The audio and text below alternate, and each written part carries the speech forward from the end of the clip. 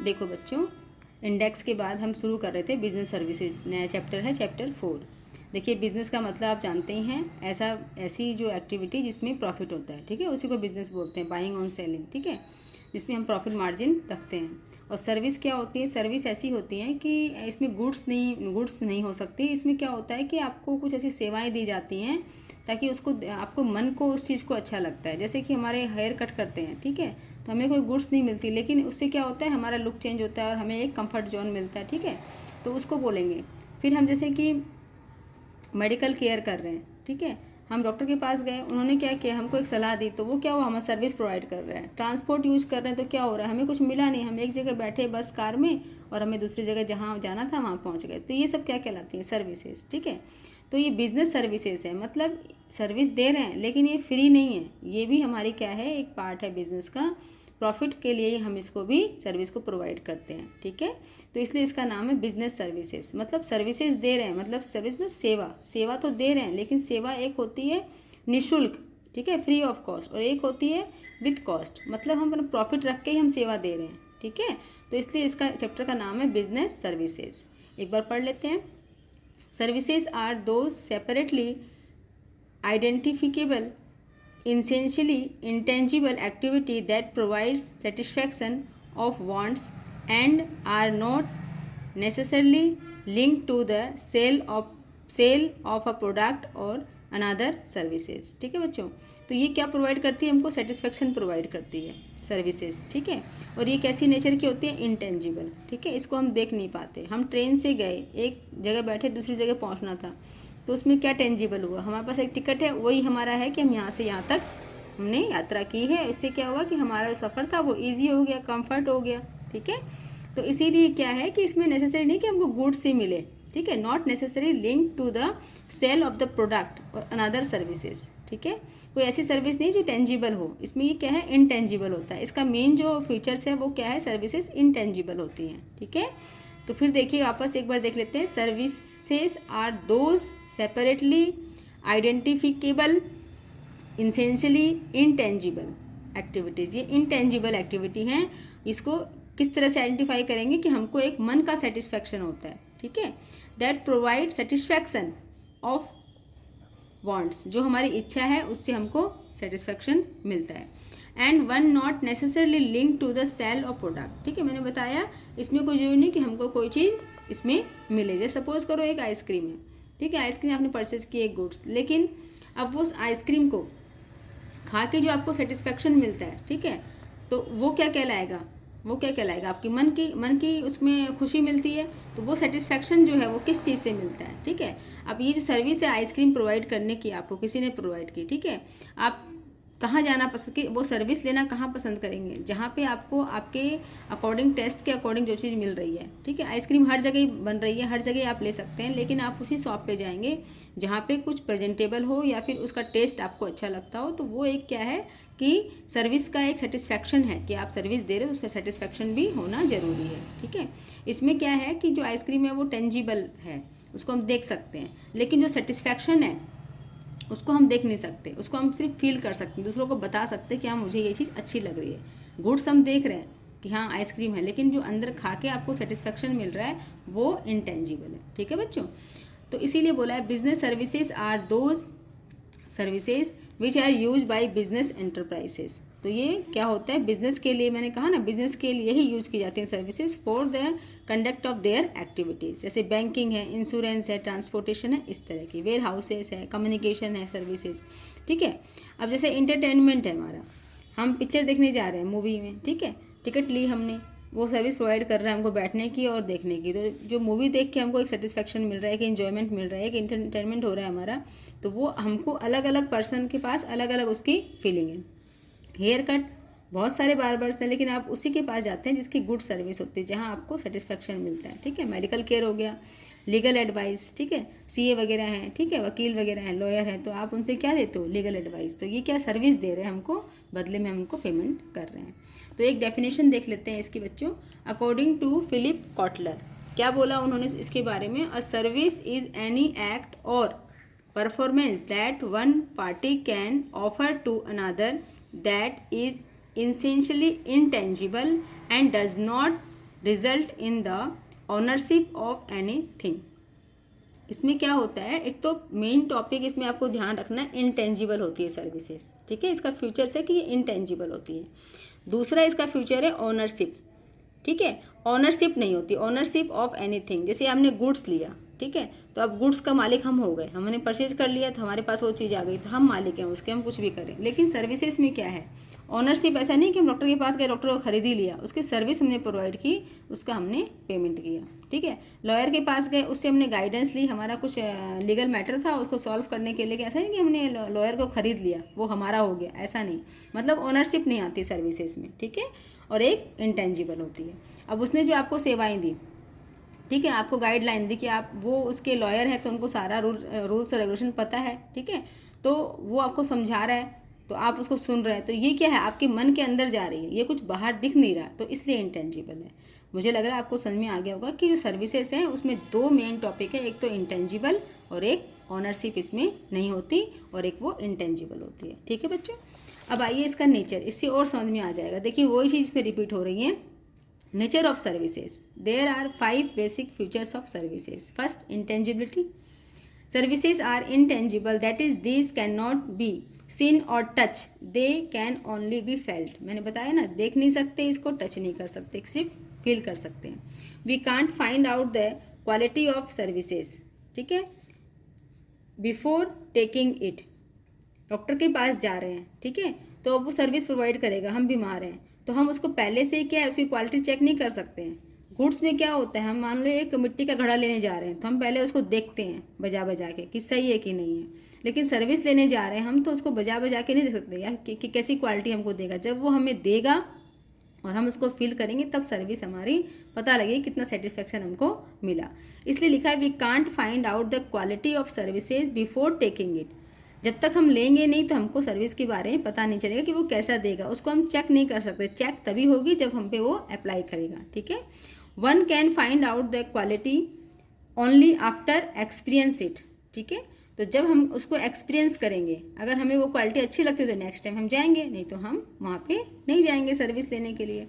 जैसे कि receiving treatment from a doctor, doctor के पास जाके हम पहले से हम ये नहीं करते कि हाँ भाई कैसे सर्विस होगा, उसकी क्वालिटी कैसी होगी, हमने सुना है, लेकिन हम फील तब करेंगे जब हम पे वो अप्लाई करेगा, हमें वो ट्रीटमेंट देगा, ठीक है। तो इसलिए ये इंटेंजिबल है। फिर है इनकॉन्सिस्टेंसी, मतलब वेरिएबल है, ठीक है। सर्विसेज क्या होती है, इनकॉन्सिस्टेंसी होती है, मतलब वेरिएबल होती है, वेरी करती है person to person. Services vary based on individual customer demands and expectations. Some services may be provided differently by different services providers, ठीक है। इसमें क्या है, experience eight mobile service producer, ठीक है। तो इसमें क्या है कि मोबाइल की सर्विस आपको कैसी लग रही है, तो अब आपको एक मोबाइल है उसमें आपको सर्विस आपके हिसाब से सही लगे, दूसरे को ना लग रही हो, तो ये क्या डिफ्रेंशिएट करती है सर्विसेज, ठीक है। एक शॉप है, वहाँ से आपको कुछ खाने पीने का सामान आपको बहुत अच्छा लगता है, एक दूसरे बंदे को नहीं अच्छा लग सकता है, ठीक है। तो इसीलिए क्या होता है, experience eight mobile services providers, ठीक है, experience from service provided by the different banks. अगर बैंक है, सारी बैंक अच्छी हैं, लेकिन किसकी सर्विस आपको अच्छी लगती है, ये आपके सेटिस्फैक्शन के ऊपर डिपेंड है। इसीलिए इस टॉपिक, इस जो हेडिंग है, इसके सब टॉपिक है, उसका नाम है इनकॉन्सिस्टेंसी, मतलब वेरी टू पर्सन। सर्विसेज सब जगह एक ही जैसी है, ठीक है। खाने का सामान होटल बहुत सारे बने हुए हैं, लेकिन आपको सेटिस्फैक्शन किस होटल में खाने पे मिलता है वो आपके ऊपर डिपेंड है, ठीक है। नेक्स्ट पॉइंट है इनसेपरेबिलिटी, ठीक है, मतलब हम अपने जो सर्विस प्रोवाइडर है और सर्विस है उसको हम अलग नहीं कर सकते। देखिए, the services can not be separated from the provider of services, these are produce and consume at the same place only, ठीक है। कैसे, देखिए, we can not separate the medical services provided by doctor.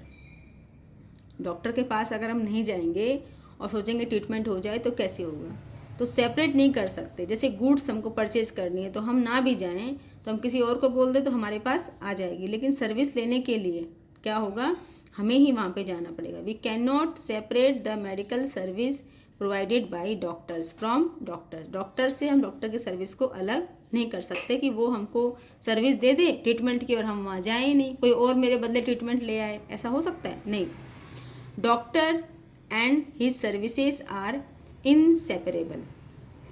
ठीक है बच्चों, तो doctors को उसकी सर्विस से सेपरेट नहीं कर सकते हम, तो दोनों डिपेंडेंट हैं, एक के साथ एक जुड़ा हुआ है। सर्विस हमें तभी मिलेगी जब हम डॉक्टर के पास जाएंगे। हमको बीमार है तो हमें ही जाना पड़ेगा, हम ऐसा नहीं बोल सकते कि भाई मैं तो बीमार हूँ तो मेरी दवाई लेके आ जा, पूछ के आ जा। तो दवाई तो आप ऐसे नॉर्मल ले आओगे, कुछ कॉमन चीज़ें आपको हो रही है कोल्ड वगैरह, लेकिन आपको कुछ ऐसी चीज़ें हैं जो देख के ही समझ में आएंगी, तो आपको सर्विस के लिए वहाँ पे जाना पड़ेगा, इसलिए बोला है इसको सेपरेट नहीं कर सकते। ठीक है, नेक्स्ट है inventory. The main feature of services is that services are consumed at the same time when they are produced. So that is no need to maintain inventory or stock of services. If services is not consumed immediately, then it is a total loss. जैसे vacant seat in a cinema hall. क्या हो रहा है बच्चों, जैसे goods है ना, कोई सामान है जो टेंजिबल है, उसको तो हम क्या करेंगे, अभी हमें काम नहीं आ रहा, हम स्टोर कर देंगे। ठीक है, वो रखा रहेगा हमारे पास स्टोर में, जब हमें नीड होगी, जैसे गेहूं है, चावल है, ठीक है, इनकी नीड होगी तब हम इनको यूज़ करेंगे, स्टोर में रखा हुआ है। लेकिन सर्विस, सपोज करो सिनेमा हॉल में गए, ठीक है, आपको एक वैकेंट सीट मिली, आपने एट द टाइम उसको यूज़ नहीं किया, तो क्या होगा, कोई दूसरा यूज़ कर लेगा उसको। तो इसमें क्या है कि हम ऐसे स्टोर करके सर्विस को नहीं रख सकते। ठीक है, आप गए पार्लर में या फिर बार्बर के पास गए, सैलून में गए कटिंग कराने के लिए, आपका फर्स्ट नंबर था, लेकिन आप फिर चले गए वहाँ से, तो आपका फिर थर्ड फोर्थ नंबर हो, क्योंकि दूसरा कोई आ गया सर्विस लेने के लिए। तो ऐसा नहीं कि स्टॉक करके उस सर्विस को रख लेंगे हम, आप चले जाएंगे, दूसरा आएगा। तो इसमें क्या है कि एट द टाइम ही आपको वहाँ प्रेजेंट रहना पड़ेगा सर्विस लेने के लिए। ठीक है, नेक्स्ट है involvement. Customer participation is essential in the service delivery process. ठीक है, आपका इन्वॉल्वमेंट, मैंने कहा ना, उसको सेपरेट नहीं कर सकते, आपका इन्वॉल्वमेंट होना ही चाहिए। जैसे कि telephone company provides telephone services, but to use this services customer has to make और रिसीव द कॉल। तो आपको इन्वॉल्व होना ही पड़ेगा। अगर फ़ोन की फैसिलिटी आपके पास है तो आपको फ़ोन जो है आ रहा है, सर्विस मिल रही है कि आपका फ़ोन से आपको कॉल आ रहा है, आप उसको रिसीव नहीं करेंगे तो कैसे सर्विस लेंगे, आप नहीं ले पाएंगे, रखा रहेगा आपका फ़ोन। ठीक है, फ़ोन पे आपको आपने पेमेंट किया है, ठीक है, चार्ज करवाया, उसको सिम ली है और उसमें बहुत सारी फैसिलिटी हैं, लेकिन आप उसको यूज़ ही नहीं कर रहे, उसमें इन्वॉल्व ही नहीं हो रहे। उसमें बहुत सारे ऐप हैं आपके अकॉर्डिंग जो आपको अच्छा लगता है, तो आप जैसे कैलेंडर का है, या फिर अंधेरे में जैसे लाइट चली जाती है तो उसमें टॉर्च का भी ऑप्शन है, लेकिन आप उसको यूज ही नहीं कर रहे। ठीक है, तो ये सारे ऑप्शन आपके लिए बेकार है, तो इन्वॉल्वमेंट तो आपको होना ही पड़ेगा। जैसे कि कॉल को रिसीव करने के लिए हमें फ़ोन उठाना ही पड़ेगा। और नेक्स्ट टॉपिक था इसका नो ओनरशिप। इसमें ओनरशिप नहीं मिलती है। ठीक है, सर्विस में, अब सर्विस में ओनरशिप क्या मिलेगी, आपके पास मान लो फ़ोन आया, ठीक है, आपने फ़ोन रिसीव किया, आपके पेरेंट्स का फ़ोन था, आपने बात की, आपको अच्छा लगा, आपको इन्फॉर्मेशन मिली, बस यही इतना ही है। ठीक है, इसमें ये नहीं कि ओनरशिप आ गई आपके पास, ऐसा कुछ स्टॉक के संग कुछ ऐसा हो गया, ऐसा नहीं है इसमें। ठीक है, तो आज हमने देखा नेचर ऑफ सर्विसेज। ठीक है बच्चों, नेक्स्ट टॉपिक है हमारा difference between services and goods. ठीक है, जितना हम बार बार समझ रहे हैं सर्विसेज और गुड्स, वही टॉपिक इसमें चलेगा, तो आपको और अच्छे समझ में आ जाएगा कि दोनों में क्या डिफरेंस है, क्योंकि बार बार मैं आपको सर्विस के बारे में बता रही हूँ और गुड्स के बारे में डिफ्रेंशिएट करके ही मैंने आपको सर्विस के बारे में सारी इन्फॉर्मेशन दी है। ये आपकी जो सर्विसेज का डिफरेंस है गुड्स में और सर्विसेज में, ये आपकी NCERT बुक में भी है, तो आप इसमें देख लो, रजिस्टर में अच्छे से बना हुआ है। एक देखिए फर्स्ट इसका क्या है, इंटेंजिबल। ठीक है, सर्विस आर इंटेंजिबल। ठीक है, इसको हम क्या कर सकते हैं, छू नहीं सकते। जैसे टीचर है, टीचिंग कर रही है, तो हम उसको कैसे, उसको खाली फील कर सकते हैं टीचर ने क्या पढ़ाया, वो सर्विस दे रही है हमको टीचिंग की। ठीक है, इसका एग्जांपल है कि टीचिंग जैसे कर रही है, तो हम उसको कैसे, कुछ खरीद थोड़ी लिया हमने, क्या हमने बोला कि हाँ हमको टीचर से कुछ ये मिल गया, नहीं, उन्होंने टीचिंग की सर्विस दी, हमको उससे क्या है, ज्ञान मिला और हमारे वो दिमाग में चला गया, बस यही एक क्या है, सर्विस का मोटिव है। Goods are tangible. जैसे मेडिसिन ले आए हम, दिख रही है मेडिसिन है, ठीक है, तो इसको बोलेंगे गुड्स। फिर है इन्वेंट्री, जो हमने पढ़ा था, can not be kept in stock, service को स्टॉक में नहीं रख सकते और गुड्स को स्टॉक में मेंटेन करना पड़ता है अगर ज़रूरत नहीं है तो। ठीक है, फिर inseparable, services can't be separated from the producer, जो प्रोड्यूस देने वाला है उससे हम उसको अलग नहीं कर सकते, डॉक्टर को उसके ट्रीटमेंट से अलग नहीं कर सकते। Goods can be separated from the providers, ठीक है। अब गुड्स के पास तो क्या आ जाएगी, हमारी ओनरशिप आ जाएगी, हम उसको परचेज कर लेंगे तो वो अलग हो गया ओनरशिप से, ठीक है, जो उसका ओनर है। Transfer of ownership, same point है, ownership can not be transfer, इसमें ओनरशिप ट्रांसफ़र नहीं होती है, इसमें ownership can be transfer.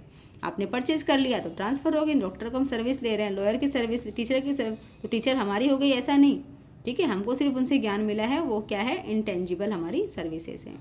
Nature कैसा है इसका, एन एक्टिविटी और प्रोसेस, ये एक एक्टिविटी है और एक प्रोसेस है, जैसे कि वॉचिंग अ मूवी क्या है, एक प्रोसेस ही है, ठीक है। इट इज़ फिजिकल ऑब्जेक्ट, ठीक है, इसमें क्या आ जाए, कार ले ली, टीवी ले ली, ये सब हमारे क्या हो गए, फिजिकल ऑब्जेक्ट आ गए गुड्स में, हम इसमें परचेज कर लेते हैं। फिर है इनकॉन्सिस्टेंसी, मतलब एक रूपता, मैंने बोला ना एक जैसा नहीं रहता। Different consumers having different demands, सबकी अलग डिमांड है, ठीक है, इसलिए इसमें क्या है, एक रूपता नहीं है, मतलब वेरी करता है, ठीक है, पर्सन टू पर्सन वेरी करता है डिमांड के according. Different customer getting standard products, ठीक है। अब ये इसमें स्टैंडर्ड प्रोडक्ट है, दाल है, चावल है, आटा, इसमें क्या चेंज करेंगे, ये तो सेम वैसे ही रहेंगे, ठीक है। दूसरा कस्टमर जाएगा, उसको गेहूं का आटा चाहिए तो गेहूं का आटा ही रहेगा, वो दूसरा नाम नहीं हो जाएगा। दाल चाहिए तो वो दाल ही रहेगी, उसमें हो सकता है कि वैरायटी हो कि ये दाल चाहिए या इस मूंग की दाल चाहिए, उड़द की दाल चाहिए, लेकिन वो जो स्पेसिफिक क्वालिटी उसकी जो है, नाम है उस दाल का, वो कोई भी आ जाए, 10 पर्सन आ जाएंगे उसे वही दाल चाहिए तो वही दाल चाहिए, तो इसमें हम क्या कर सकते हैं, डिफरेंट क्या बोलते हैं, डिफरेंट नहीं कर सकते, जो स्टैंडर्डाइज प्रोडक्ट है उसको हम अलग नहीं कर सकते। फिर टाइप्स कैसा है इसका, है हेट्रोजेनियस, ठीक है, मतलब डिस्टिंक्स पर्सन टू पर्सन, इसमें होमोजेनियस मतलब सेम रहता है। तो कुल मिला के मीनिंग यही है, एक तो ओनरशिप इसमें चेंज नहीं होती, सर्विस में जो है ओनरशिप चेंज नहीं होती, और इसमें इंटेंजिबल है। बाकी गुड्स में तो हम सब पढ़ते ही हैं, इसको समझते ही हैं, तो जानते ही हैं, ठीक है बच्चों। नेक्स्ट टॉपिक है टाइप ऑफ सर्विसेज। अब देखो बच्चों, सर्विस मैंने शुरू में बताया था आपको, service can be categorise into 3 types. एक होता है बिजनेस सर्विस, बिजनेस के लिए की जा रही है। सोशल सर्विस मैंने कहा था निःशुल्क फ्री में की जा रही है। पर्सनल सर्विस जो पर्सन टू पर्सन क्या हो रहा है, पर्सनली दी जा रही है, ठीक है। बिजनेस सर्विसेज क्या होती हैं, it is those services which are use by business enterprises to carry on business, ठीक है। जो बिजनेस की एक्टिविटीज़ है उनको कैरी करने के लिए इन सर्विस की ज़रूरत पड़ती है। मोर स्मूथली दैट इज़ बैंकिंग है, इंश्योरेंस है, ट्रांसपोर्टेशन है, वेयर हाउसिंग है, कम्युनिकेशन है। देखिए हमने बिजनेस एक्टिविटी की, ठीक है, प्रोडक्शन किया कोई भी चीज़ का, ठीक है। तो सबसे पहले तो क्या होता है कि प्रोडक्शन करने के लिए हमारे पास अपनी होल मनी हो नहीं हो, ठीक है, इसकी गारंटी नहीं है, तो हमें बैंक से लोन लेना पड़ेगा, ठीक है। अगर हमारी खुद की मनी है और हमने सेविंग करनी है, तब भी हम कहाँ जाएंगे, बैंक के पास जाएंगे, तो बैंकिंग की सर्विस लेंगे, ठीक है। बैंक हमको क्या करता है, अपने सामान को रखने की, मतलब अपने पैसे को रखने की और देने की हमको फैसिलिटी प्रोवाइड करता है, ठीक है, सर्विस देता है। फिर इंश्योरेंस, हमारा माल बाहर जा रहा है, इंपोर्ट हो रहा है, एक्सपोर्ट हो रहा है, ठीक है, तो उसका इंश्योरेंस हमें कराना ज़रूरी होता है, नहीं तो फिर उसकी भरपाई कौन करेगा, कुछ लॉस हो गया, ठीक है, चोरी हो गया, आग लग गई, तो उसके लिए इंश्योरेंस ज़रूरी है, तो ये भी एक सर्विस है। फिर है ट्रांसपोर्टेशन, एक जगह प्रोडक्शन हो रहा है, ऑल ओवर इंडिया में, देश विदेश में उसका कंजम्पशन हो रहा है, ठीक है, तो ये कैसे पॉसिबल है, ट्रांसपोर्टेशन के बिना नहीं हो सकता, ठीक है। वेयर हाउसिंग, वेयर हाउसिंग का क्या है कि हमारा जो सामान है, ठीक है, एक लार्ज बल्क में हम बनाते हैं तभी हमारी कॉस्ट कम आएगी, ठीक है, क्योंकि हम ये जानते हैं कि लार्ज स्केल में जब प्रोडक्शन होता है तो उसकी कॉस्ट मिनिमम होती है, ठीक है। इसीलिए वो सामान एक साथ बिक जाएगा मार्केट में हैंड टू हैंड, तो ज़रूरी नहीं है।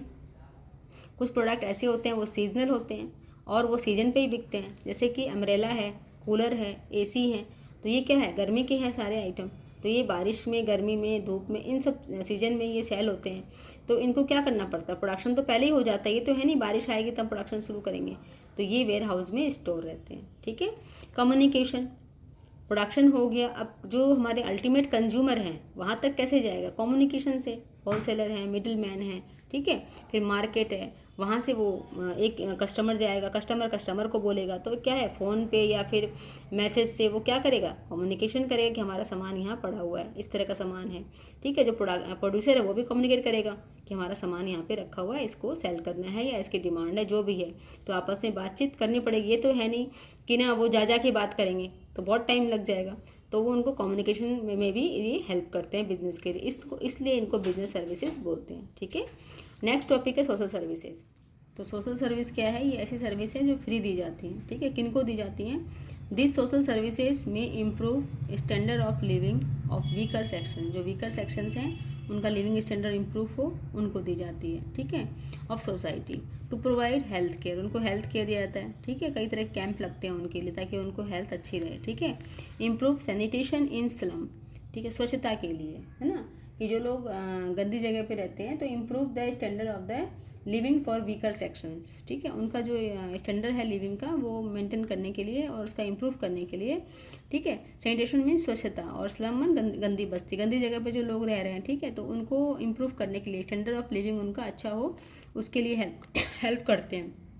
एजुकेशन, उनके पास सोर्स ऑफ इनकम कम है तो वो पढ़ाई नहीं कर सकते, इसीलिए क्या होता है, एजुकेशन में हेल्प करते हैं। कई बार फ्री एजुकेशन दी जाती है। ठीक है, और कई बार मकान भी उनको बना के दिए जाते हैं ताकि वो अच्छी जगह स्वच्छता के साथ रह सके, अपना स्टैंडर्ड जो लिविंग का है वो मेंटेन कर सके। ठीक है, these services are arrived by government, business enterprises and NGOs. ठीक है, तो इसमें क्या होता है, जो बिजनेस एंटरप्राइजेस हैं वो भी अपना कुछ पोर्शन इसमें लगाते हैं वीकर सेक्शन को हेल्प देने के लिए। तो ये सब कुछ फ्री ऑफ कॉस्ट होता है। कुछ गवर्नमेंट हेल्प करती हैं, कुछ एनजीओज बने हुए हैं जो इन वीकर सेक्शन का लिविंग ऑफ स्टैंडर्ड इम्प्रूव करते हैं, एजुकेशन करा के, घर बनवा के, हेल्थ केयर करके। ठीक है, तो लग रहा है आपको समझ में आ गया होगा। लास्ट है इसमें टाइप्स में पर्सनल सर्विसेज। पर्सनल नाम से ही पता लग रहा है पर्सन टू पर्सन वेरी करती है। These are experienced differently by different customers. ठीक है, differently by different customers. This different according to the service provider. These also depends upon customer demand and preference, वो कैसा पसंद करते हैं, क्या प्रेफर करते हैं, उसके ऊपर डिपेंड करता है। जैसे रेस्टोरेंट, टूरिज़्म, तो पर्सन टू पर्सन है। टूरिज़्म हम किस तरह का, कहाँ जाना चाहते हैं, क्या कहाँ पे घूमना पसंद करते हैं, किस तरह का हम उसमें लेंगे। ठीक है, बस से जाएंगे, कार से जाएंगे, ठीक है, कैसा ट्रेवलिंग लेंगे, तो ये सारी किस में डिपेंड करती है, पर्सनल आपकी सर्विसेज हैं। और रेस्टोरेंट तो भरमार है, लेकिन आप किस में क्या खाना पसंद करते हैं उसमें भी, तो ये आपके क्या है, पर्सनल सर्विसेज हैं। तो डिफरेंट करती है पर्सन टू पर्सन। ठीक है, जैसा हमारा कस्टमर है। फिर है बिजनेस सर्विसेज। अब हम मेन टॉपिक हमारा 3 थे टाइप्स। ठीक है, एक तो सोशल सर्विस, ठीक है, एक पर्सनल सर्विस, और फर्स्ट में था बिजनेस सर्विस। तो मेन हमारा जो है यही सर्विस हमारी काम की है बिजनेस के रिगार्डिंग, क्योंकि हमारा जो सब्जेक्ट है वो है BST, मतलब बिजनेस स्टडी। तो उन 2 सर्विस तो क्या है, फ्री है।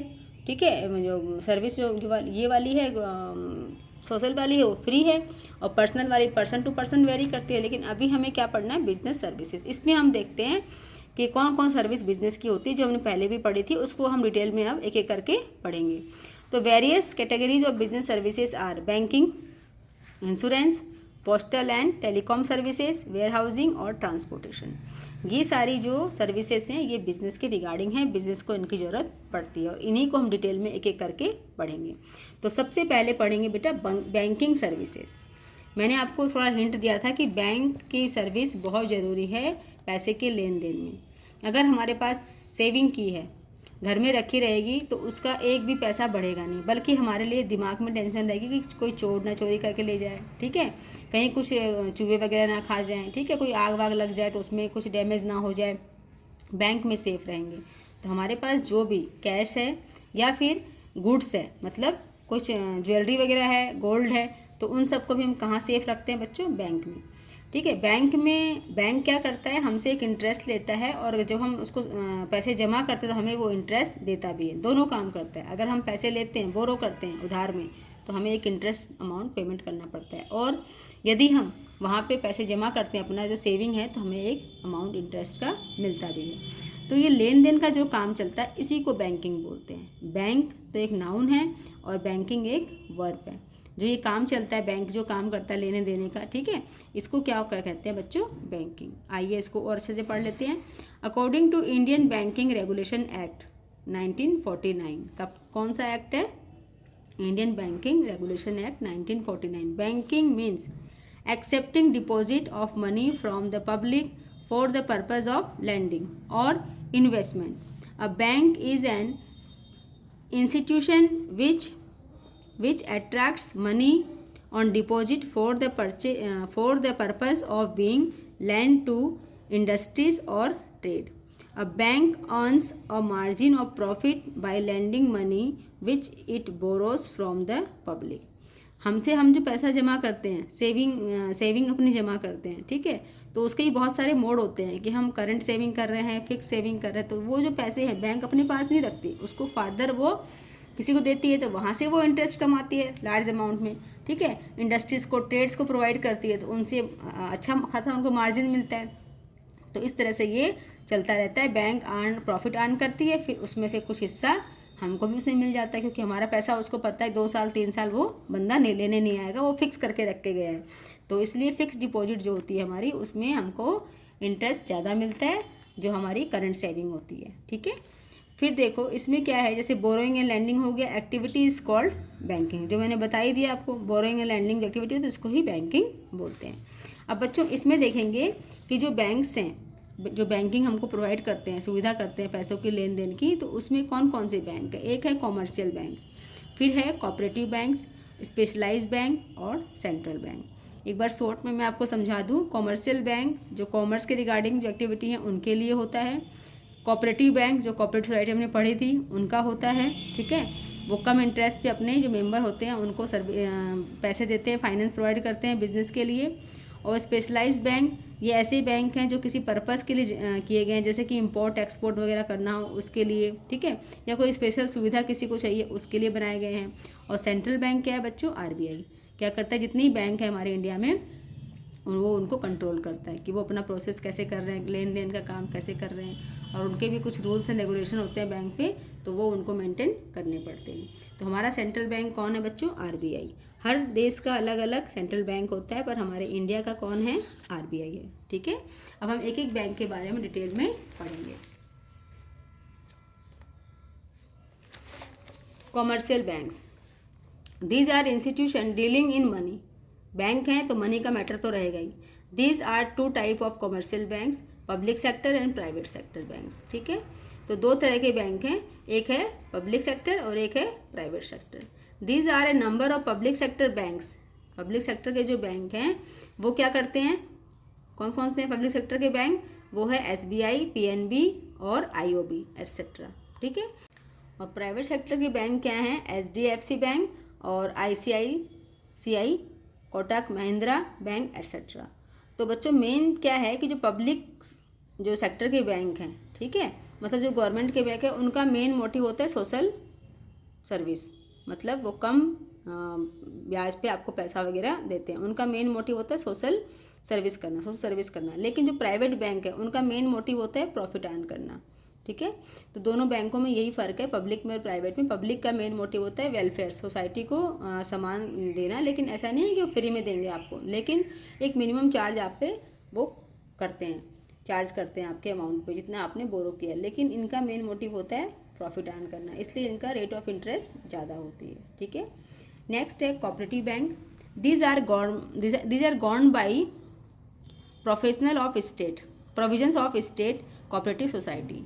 तो ये जो एक्ट है अपने जो govern by the provisions of the state cooperative society, एक एक्ट जो आया था 1912 वाला, उसी के अकॉर्डिंग इसको सारा रेगुलेटेड करना पड़ता है। एंड मीन्ट क्या होता है, essentially for providing cheap credit, cheap mean सस्ता, क्रेडिट टू देयर मेंबर, जो इसके मेंबर हैं कोऑपरेटिव सोसाइटी के, उनको वो क्या करते हैं, सस्ते में उधार, क्रेडिट मतलब उधार देते हैं, ठीक है। फिर है it is an important source of rural credit, जो रूरल क्रेडिट होता है, गांव के लोग होते हैं जो एग्रीकल्चर के लिए क्या करता है, कम इंटरेस्ट पे उनको मनी देता है ताकि वो अपना काम खेती बाड़ी का अच्छे से कर सकें। जैसे कि भारत कोऑपरेटिव बैंक, ठीक है, the Jharkhand state cooperative bank, ये सब किसके एग्जाम्पल हैं, कोऑपरेटिव बैंक्स के, क्योंकि इनके पीछे नाम लिखा हुआ है कोऑपरेटिव बैंक। ये कोऑपरेटिव करते हैं अपने ही मेंबर्स को, और कम रेट में इंटरेस्ट में ये बैंक क्या करते हैं, उनको पैसे देते हैं, ठीक है। स्पेशलाइज्ड बैंक ये क्या होते हैं, मैंने बताया था, these are foreign exchange bank, ठीक है, industrial bank, development banks, export import bank, ठीक है, catering to specific needs of this unique activity. These banks provide financial to industries, heavy turnkey projects and foreign trade. क्या मतलब है इसका, मैंने बताया कि जो एक्सपोर्ट इंपोर्ट के लिए कुछ चाहिए, ठीक है, और जो ये फॉरेन एक्सचेंज है, इस तरह के बैंक होते हैं, इंडस्ट्रियल बैंक होते हैं, ठीक है, डेवलपमेंट बैंक होते हैं। तो ये सारे बैंक किस कैटेगरी में आ रहे हैं, स्पेशलाइज्ड बैंक। नाम से ही इनका पता लग रहा है कि इस चीज़ के लिए ये काम करते हैं। ये एक्सपोर्ट इंपोर्ट से जुड़े हुए हैं, डेवलपमेंट के लिए, इंडस्ट्री के लिए जुड़े हुए हैं, ठीक है। तो ये बैंक इस तरह के बैंक है। Catering or specific needs of this unique activity, कुछ यूनिक एक्टिविटी हो रही है उसके लिए। तो this bank provide financial aid to the industries heavy turnkey projects of foreign trade. जैसे SIDBI, मतलब ये जो स्मॉल रूरल डेवलपमेंट के लिए ये बैंक बनी हुई है कि जो गवर्नमेंट की इंडिया की जो बैंक है ये स्मॉल रूरल डेवलपमेंट के लिए बनी हुई है। और नाबार्ड क्या है, नेशनल बैंक फॉर एग्रीकल्चर। तो ये किसके लिए है, जो नेशनल बैंक बनी हुई है किसके लिए, एग्रीकल्चर के डेवलपमेंट के लिए। तो ये जो स्पेसिफाइड है, स्पेशलाइज्ड बैंक है, ये इनके लिए ही काम के लिए बनी हुई है। Central bank, the central bank of any country, ठीक है, supervise control and regulation the activity of all the commercial bank, ठीक है, ऑफ दैट कंट्री। जैसे इंटरेस्ट है, इंटरेस्ट रेट क्या है, रेपो रेट क्या है, ये सब कौन मेंटेन करता है, ये सेंट्रल गवर्नमेंट, ठीक है। The RBI is the central bank of our country. तो हमारे कंट्री की सेंट्रल बैंक कौन सी, को पूछा जाए तो सेंट्रल बैंक है RBI, ठीक है बच्चों। तो हमने पढ़ा क्या, टाइप्स ऑफ बैंक। अब है function of commercial bank. Function क्या है कॉमर्शियल बैंक के, ठीक है। Banks perform a variety of function, the important function are discuss below. सबसे पहले एक्सेप्टेंस ऑफ डिपॉजिट, जो भी हम जमा करते हैं उसको वो एक्सेप्ट करती है।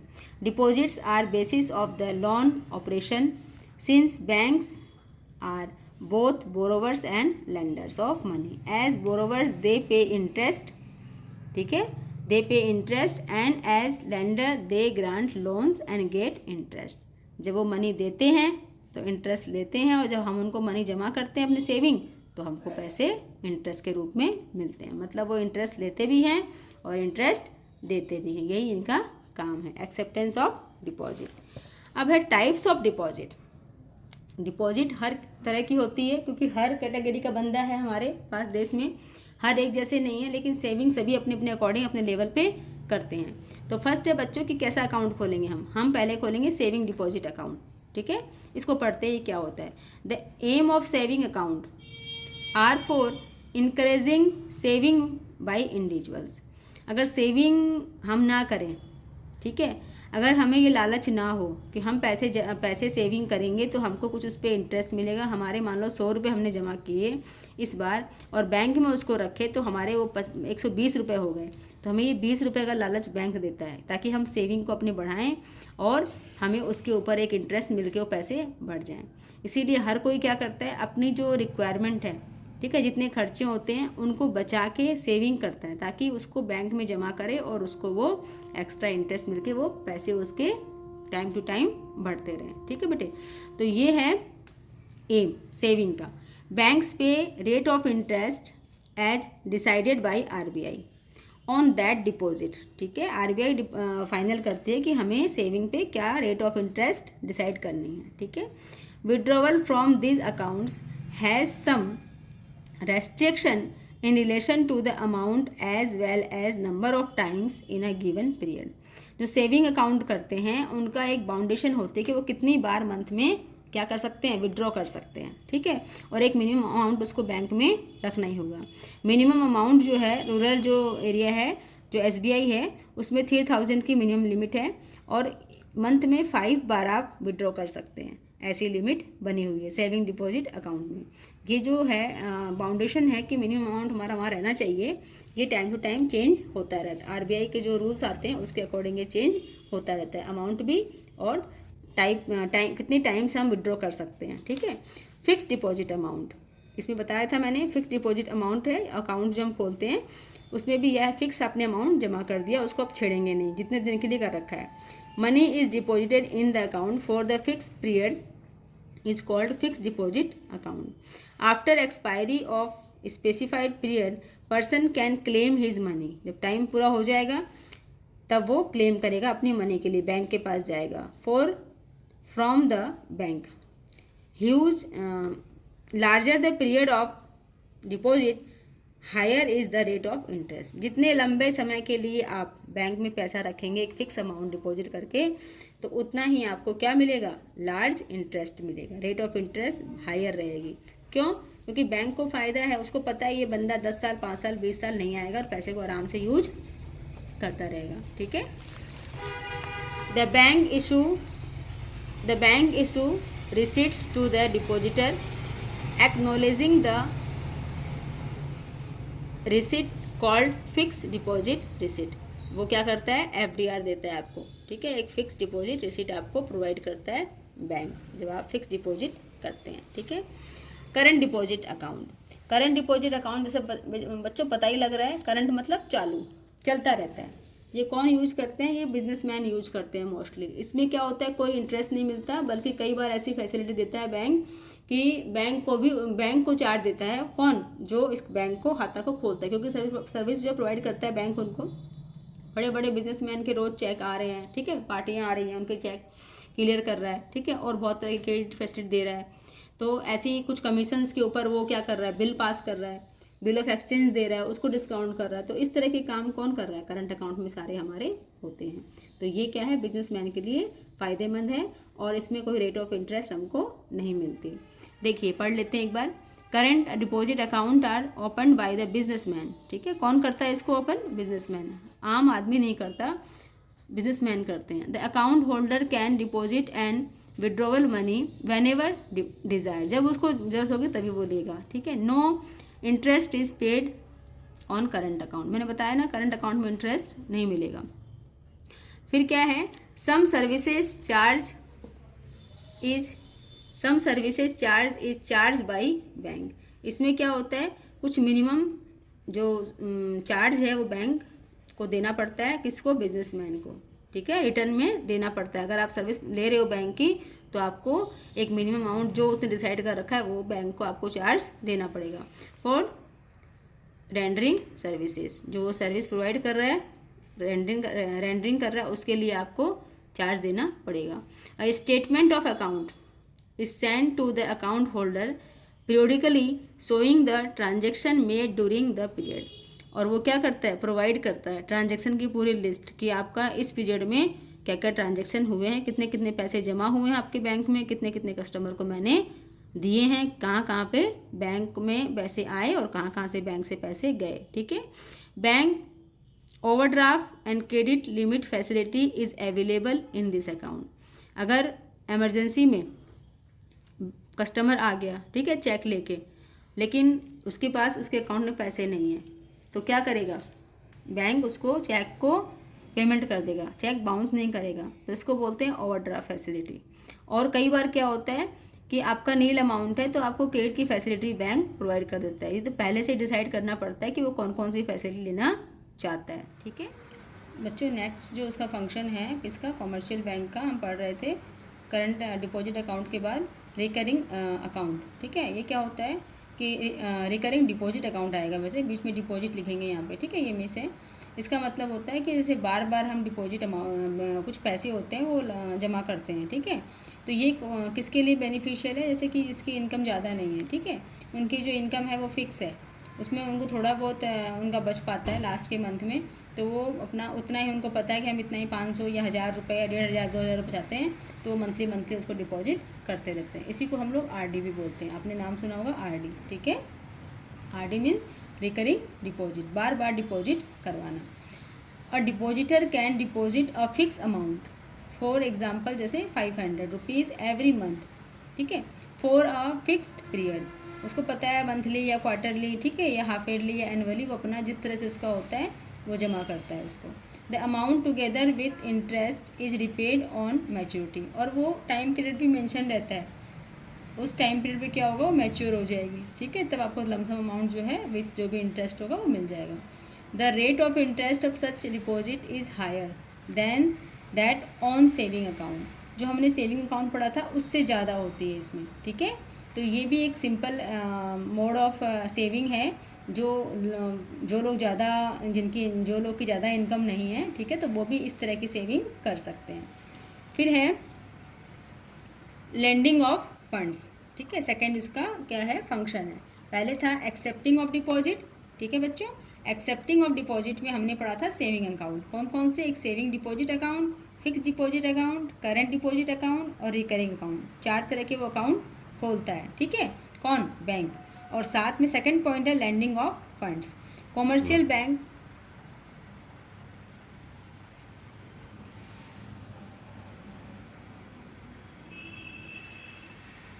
लैंडिंग ऑफ फंड्स मतलब एक तो हमारा जो है हमने पहला देखा था एक्सेप्टेंस ऑफ डिपॉजिट, ठीक है, हमारी सेविंग है हम डिपॉजिट कर देते हैं, किस किस मोड में करते हैं, 4-5 हमने देखी थी, उसमें 4 देखी थी। अब ये है lending of funds. Commercial bank is to provides loan and advances out of money receive through deposits. कहाँ से देगा बैंक भी, जो हम जमा करते हैं वहीं से देगा। This advances can be made in the form of overdraft, cash credit, discounting trade bills, terms loan, ठीक है, consumers credit and other miscellaneous advances, ठीक है। तो इसमें क्या पढ़ा कि पैसे भी मिलते हैं, मान लो कोई बिल ऑफ एक्सचेंज जब हम पढ़ेंगे अकाउंट में, उसमें मान लो बिल की जो टाइम पीरियड है मैच्योरिटी का 3 मंथ्स है, लेकिन हमें पैसे अभी ज़रूरत है, तो उसमें से क्या है कि मान लो आपका 2000 का बिल ऑफ एक्सचेंज है, तो 2000 आपको मिलेंगे 3 महीने बाद, आपको वेट करना पड़ेगा, लेकिन आपको पैसों की नीड है तो आप क्या करेंगे, उसको डिस्काउंट करा लेंगे। Trade bill means bill of exchange, ठीक है, जो आपको पार्टी से उधार में लेन देन में काम आता है, तो वो आपको, लेकिन हाँ 2000 नहीं मिलेंगे, 2000 का मान लो है तो उसमें कुछ डिस्काउंट, उसका रेट फिक्स होता है, उसको वो निकाल के फिर आपको बिल पे कर देगा, बिल का जो अमाउंट है पे कर देगा। टर्म लोन, कुछ टर्म्स और कंडीशन पे आपको लोन देगा, ठीक है, और कुछ क्रेडिट भी मिलता है, तो इस तरह से ये लैंडिंग मनी भी करता है। फिर है चेक फैसिलिटी, बैंक के एक दूसरा काम भी है, चेक की फैसिलिटी प्रोवाइड करता है जो भी उसके कस्टमर होते हैं। This is a document which instruct a bank to pay a certain sum to a third party. Bank render a variety importants services to their customer by collecting their cheques drawn on other bank, ठीक है। तो बच्चों check का आप सबको पता है, check हम किसी के नाम अगर लिख देते हैं, काट देते हैं, तो फिर वो जाके बैंक में पैसे उठा सकता है उस चेक से, ठीक है। नेक्स्ट है there are 2 type of cheques, एक होता है बियरर चेक, एक होता है क्रॉस चेक। बियरर चेक क्या होता है बच्चों, हमने चेक दिया किसी थर्ड पार्टी को, हमने सामान लिया या कोई भी चीज़ का हमारा उनसे लेना देना है, तो हमने उनको बियरर चेक दिया, तो वो जाएगा बैंक में और वो उसका अमाउंट उठा लेगा। क्रॉस चेक में थोड़ा टाइम लगता है, बैंक में ही जो है ट्रांसफ़र होगा उसका अकाउंट, ठीक है। पढ़ लेते हैं एक बार।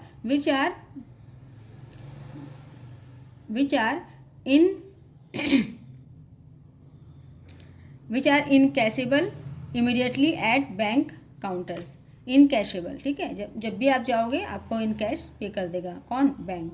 Which are to be deposited only in the payee account, जो पेई है उनके अकाउंट में ही जाएगा ये, ठीक है। और इसमें क्या होता है, डिफरेंस क्या होता है, इसमें 2 लाइन साइड में बनी होती है क्रॉस की, ठीक है।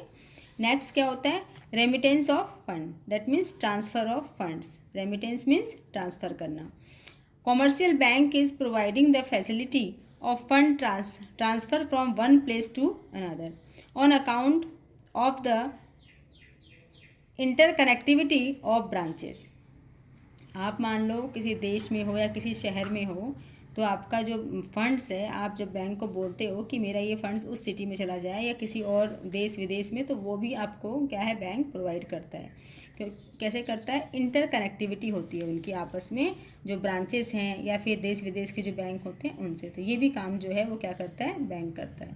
The transfer of fund is administered by using bank drafts, bank draft से ये काम किया जाता है। पे order on nominal commission charges, ठीक है बच्चों। तो देखो बैंक फ्री में तो कोई काम नहीं करेगी, वो जो फैसिलिटी आपको प्रोवाइड करेगी उसका वो चार्ज लेगी आपसे। तो आपको जब ये दे रही है ट्रांसफ़र की फैसिलिटी कि आपका जो फ़ंड है आपको जाना नहीं पड़े, और आप बैंक से ये लेते हो फैसिलिटी कि हमारा फ़ंड है वो दूसरे ब्रांच में या किसी जगह आपको ट्रांसफ़र करना है, तो आप बैंक से ये काम करवा सकते हैं। बैंक ये काम आराम से कर देगा आपका, लेकिन एक कमीशन वो चार्ज करेगा। अलाइड सर्विसेज, ये सर्विस तो बैंक प्रोवाइड करती है, इसके साथ कुछ सहायक सर्विस भी वो देती है। जैसे कि bank also provide allied services such as bill payment, locker facility, underwriting services, ठीक है।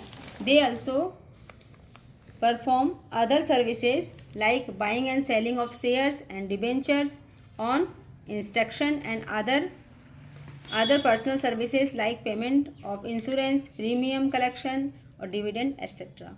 बड़ी कंपनी है, ठीक है, उनका एक बैंक से टाई अप है। वो बैंक क्या करता है, आपको अगर सेलिंग एंड डिबेंचर करना है तो वो बैंक के थ्रू ही होता है, क्योंकि सारा काम कैसे होता है, वो वाला शेयर वाला काम, डिबेंचर वाला जो हम करते हैं, सिक्योरिटी वाला, वो बैंक से ही होता है, ठीक है।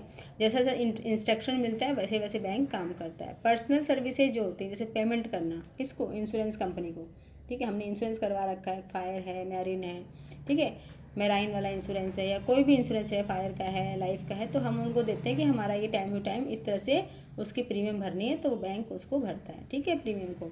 कलेक्शन ऑफ डिविडेंड, ठीक है, हम किसी के शेयर ले रखे हैं किसी पार्टी के, किसी कंपनी के, और हमारा वो डिविडेंड आता है, तब भी क्या होता है, कलेक्शन करते हैं उसको, ठीक है। तो ये सब काम भी बैंक करता है।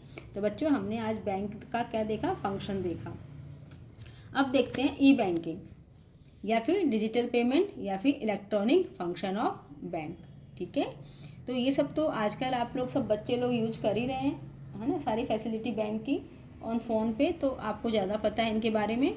फिर भी एक बार बुक का जो सिलेबस है उसके अकॉर्डिंग देख लेते हैं। It is a system of making online payment without involving physical exchange of money.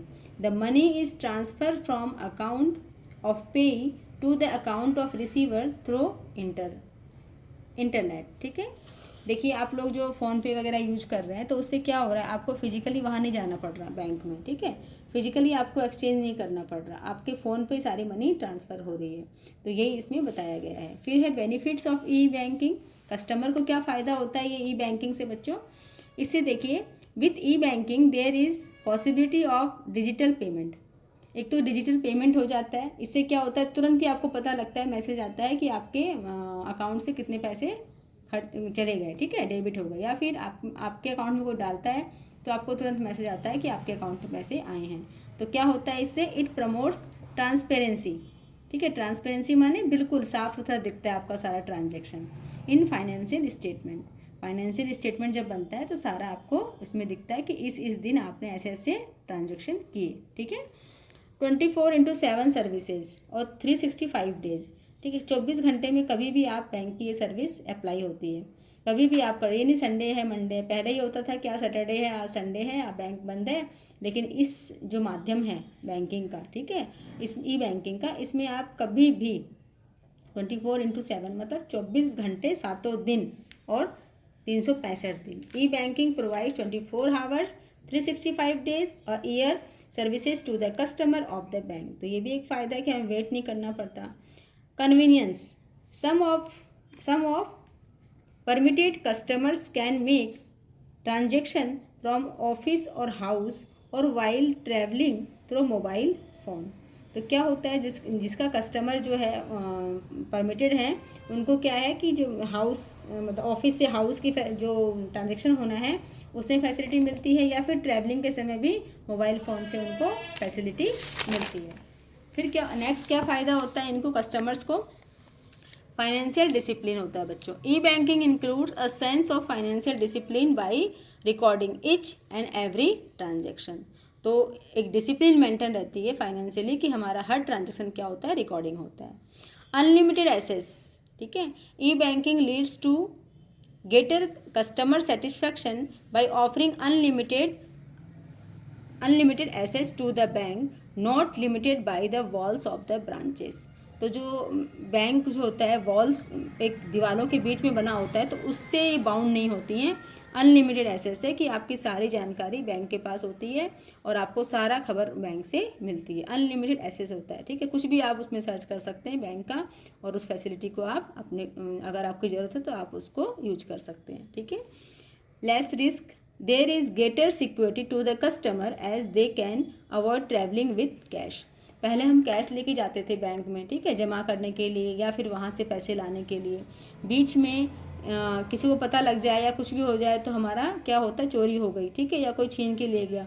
तो ये जो ट्रैवलिंग थी पहले, है ना, सफ़र होते थे हम लोग, वो चीज़ बच गई। अब रिस्क नहीं है, ठीक है, आप फ़ोन पे ही सब कुछ काम हो रहे हैं। तो इससे ये फ़ायदा हो रहा है कि आपको नुकसान की जो गुंजाइश है वो कम है। पहले ये हो गया कि आप कैश लेके गए, पूरी मेहनत करी, पूरी 1 मंथ की आपकी कमाई थी और कोई चोर चुरा के ले गया। तो ये चीज़ का बेनिफिट हमको मिलता है। अच्छा, जब बैंक ये सर्विस दे रहा है तो नेचुरली हमको फ़ायदा है, तो बैंक को भी फ़ायदा होगा। अब देखते हैं कि बेनिफिट्स ऑफ बैंक, इससे बैंक को क्या फ़ायदा होता है ई बैंकिंग से। E banking provides comparative advantage to the bank. कुछ कंपेरेटिव, जो पहले जो बैंक्स में जो लोगों की लाइन लगी होती थी, ठीक है, एक एक काउंटर पे कोई जमा कराने के लिए, कोई पैसे निकालने के लिए लंबी लंबी लाइन लगी होती थी। तो e banking provides comparatively advantage to the banks, और उसके लिए एक बंदा फिक्स था और वो थक जाता था मैन्युअली काम करते करते, है ना, उसका भी टाइम होता था, लोगों को दिन सुबह से शाम हो जाती थी कोई काम करने के लिए बैंक में। लेकिन अब वो चीज़ नहीं है, तो बैंक को भी इससे राहत मिली है। दूसरा ये है, e banking provides unlimited networks to the bank, is not limited to the number of branches, ठीक है। तो इसमें क्या है कि अब जो ई बैंकिंग है वो provides unlimited networks, unlimited network से कोई दिक्कत नहीं है आपको, कहीं भी आप कोई भी काम किसी बैंक की ब्रांच से कर सकते हैं। To the bank is not limited to the number of branches, कि इस ब्रांच में ही हमारा ये काम होगा। पहले ये था कि जिस बैंक में आपका अकाउंट है उसी बैंक में जाना है, ये करना है, लेकिन अब ये फैसिलिटी बैंक से मिली है हमको कि किसी भी ब्रांच में जाके अपना हम काम करवा सकते हैं, ठीक है। Any PC means personal computer connected to a modem, modem से हम कनेक्टेड करते हैं तो क्या होता है, and a telephone can provide each withdrawal needs of the customer. तो सारी जो विड्रॉवल है, अगर हम मॉडम को कनेक्ट करते हैं पीसी से तो सारी इन्फॉर्मेशन मिल जाती है। Can provide cash withdrawal needs of the customer, सारी इन्फॉर्मेशन हमको बैंक से बैंक को सारी मिल जाती है विड्रॉवल की, ये उनको फ़ायदा है। The lot of branches can be reduce by stabilising centralise data base and by taking over some of the accounting function. अब जैसे कि कुछ जो वहाँ के एम्प्लॉय हैं वो फ्री हो गए हैं, क्योंकि ऐसा नहीं है कि हमको एक काउंटर पे बैठ के काम करना है, ठीक है, सब कुछ ऑनलाइन हो गया है। तो क्या होता है कि सेंट्रलाइज डाटा होने के कारण, ठीक है, taking over some of the accounting functions, तो सारे अकाउंटिंग फंक्शन हमारे ऑनलाइन ही चलते हैं। तो इससे क्या होता है, रिडक्शन, ह्यूमन जो एरर था वो कम हो गया। पहले अगर इंसान है कोई काम कर रहा है तो कोई अमाउंट लिख रहा है, मान लो 2000 लिख रहा है ना, उसकी जगह 3000 हो गया, या एक जीरो कम लग गया, 200 हो गया। इस तरह की जो ह्यूमन की जो एरर्स थी वो रिडक्शन हो गया अब, ठीक है। और डाटा कलेक्शन भी क्या हो गया, डाटा कलेक्शन और एनालिसिस करना भी ईजी हो गया। तो इस तरह से ये बैंक को जो है इस तरह के बेनिफिट मिलते हैं ई बैंकिंग से। Different method of digital payment और ई बैंकिंग सर्विसेज, ठीक है। तो डिफरेंट सर्विस जो है, कौन कौन सी सर्विस जो है डिजिटल पेमेंट की ई बैंकिंग देती है, उसको एक बार आप देख लेते हैं। वैसे आप सब लोग यूज़ करते होंगे, आपके पेरेंट्स यूज करते होंगे, जैसे डेबिट कार्ड की फैसिलिटी, क्रेडिट कार्ड की फैसिलिटी, ठीक है, NIFT, RTGS, ATM और ई कैश, ठीक है। तो देखिए डेबिट कार्ड क्या करता है कि इसके थ्रू आप क्या कर सकते हैं, जो नेट बैंकिंग है इसका भी देते हैं, activity at home phone banking. तो ये जो होता है नेट बैंकिंग, ये कहाँ से एक्टिविटी कहाँ से होती है, एक्टिवेट कहाँ से होता है बच्चों, ये होम से ही हो जाता है, ठीक है। फ़ोन बैंकिंग है वो भी आप घर बैठे बैठे ही कर सकते हो। तो इसमें क्या है कि आपको डेबिट कार्ड की फैसिलिटी चाहिए तो आपको कुछ वो चार्जेस बियर करना पड़ेगा, ठीक है। तो बोला है bear some charges by the customer, ठीक है। क्रेडिट कार्ड, इसकी भी क्या, आपको कहीं भी किसी भी जगह आप सामान ले रहे हो तो आपको क्या करना पड़ेगा, आपको उधार में सामान मिल जाएगा, लेकिन इसके लिए एक शर्त होती है कि भाई महीने भर के अंदर आपको जो अमाउंट आपको क्रेडिट में मिला है बैंक से, ठीक है, वो आपको वहाँ जमा करना पड़ेगा। और इसका क्या होता है, चार्ज इंटरेस्ट, और एक इंटरेस्ट चार्ज भी होता है, और जो इंटरेस्ट चार्ज करता है बैंक वो उसकी रेट भी ज़्यादा होती है। और अगर आपने 1 मंथ के अंदर जो भी उनकी जो डेट है उन्होंने फिक्स कर रखी है, उसके अकॉर्डिंग वहाँ पे उसको इसको पेमेंट करना होगा जो उन्होंने क्रेडिट कार्ड के थ्रू अपना अमाउंट लिया है कोई भी चीज़ परचेज़ करने के लिए, ठीक है। लेकिन इसमें इंटरेस्ट ज़्यादा होता है पहली बात, और जब उसका टाइम 1 मंथ का है या 45 डेज़ का है, उसके बाद उनको मतलब उस टाइम के पीरियड के अंदर वो पेमेंट बैंक को देनी पड़ेगी, नहीं तो फिर उसका और इंटरेस्ट चार्ज होगा। NEFT,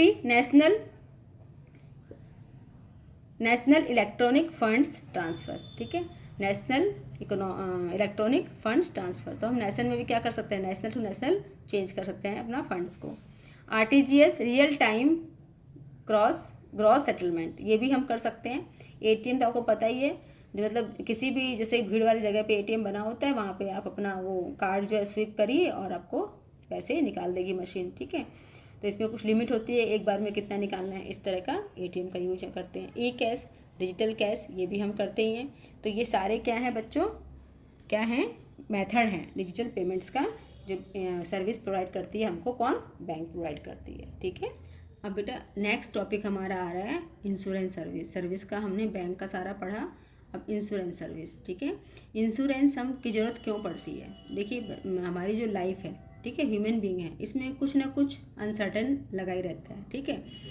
कब किसको क्या ज़रूरत पड़ जाए पता नहीं, जैसे कि रिस्क है डेथ की, कुछ आग लग गई, ठीक है, बरगरली, मान लो कोई बहुत से लोग आ गए और आपके चोरी कर ली आपके घर में आके, ठीक है, उसकी रिस्क है, ठीक है। और पेरिल्स जो होती है, ठीक है, पेरिल्स जो होती है अपनी जो सी की जो अपन बाहर से कोई सी के माध्यम से ट्रांसपोर्ट करते हैं, तो उसमें अगर कोई डेंजर हो जाए हैवी, तो उसके लिए तो ये भी सारे रिस्क इतने होते हैं कि कब किसकी डेथ हो जाए, कौन इनकेपेबल हो जाए या कुछ भी हो जाए, तो जो पीछे के जो लोग होते हैं जो उन पर डिपेंडेंट है, उनका एक लाइफ स्टाइल मेंटेन करने के लिए, ठीक है, इंश्योरेंस की ज़रूरत पड़ता है, ताकि हम जो अपना बेसिक स्टैंडर्ड है जीवन का वो हम उसमें पूरा कर सकें और जो अमाउंट मिलता है इंश्योरेंस से उससे आगे अपना कुछ काम कर सकें।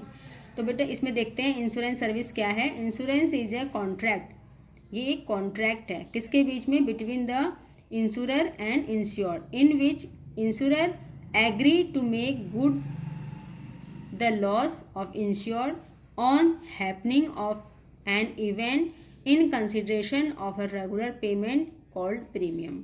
अगर किसी भी नुकसान की भरपाई के लिए आप, ठीक है, भरपाई के लिए इंश्योरेंस करवाते हैं, तो आपको एक फ़िक्स पेमेंट रेगुलर बेसिस पे जमा करने पड़ेगा इंश्योरेंस कंपनी में। ये आपका उनके साथ कॉन्ट्रैक्ट है।